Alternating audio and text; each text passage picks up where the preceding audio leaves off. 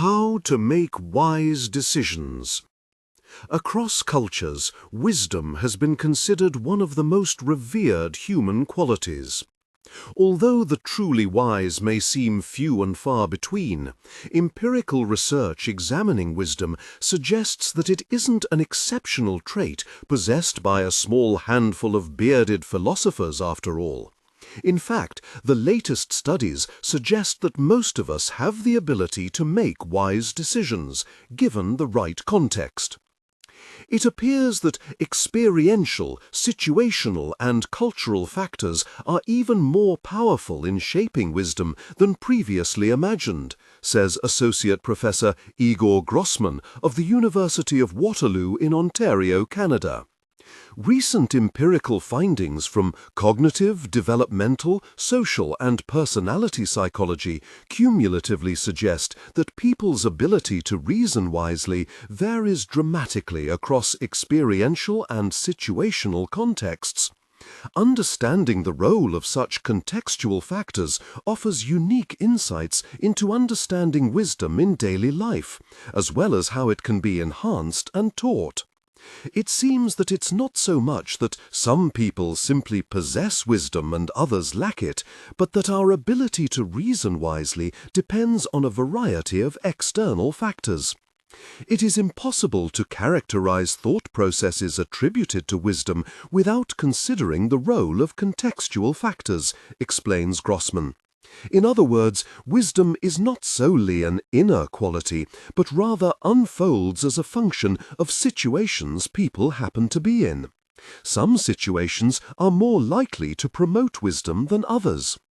Coming up with a definition of wisdom is challenging, but Grossman and his colleagues have identified 4 key characteristics as part of a framework of wise reasoning.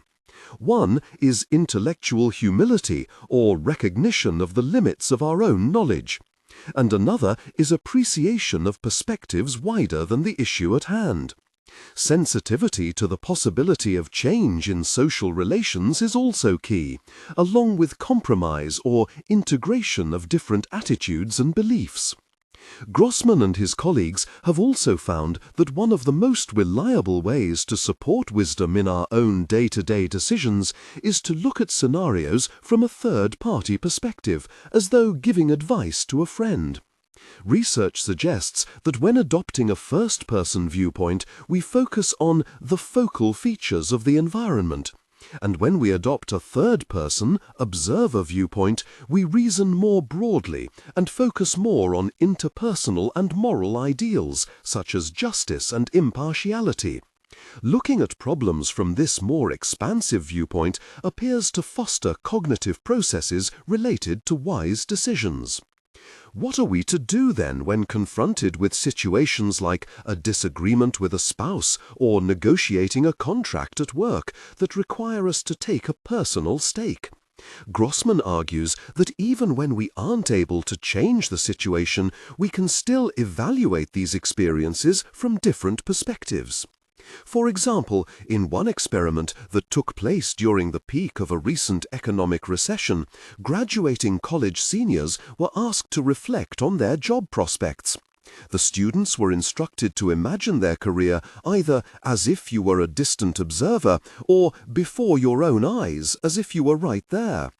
Participants in the group assigned to the distant observer role displayed more wisdom-related reasoning, intellectual humility and recognition of change than did participants in the control group.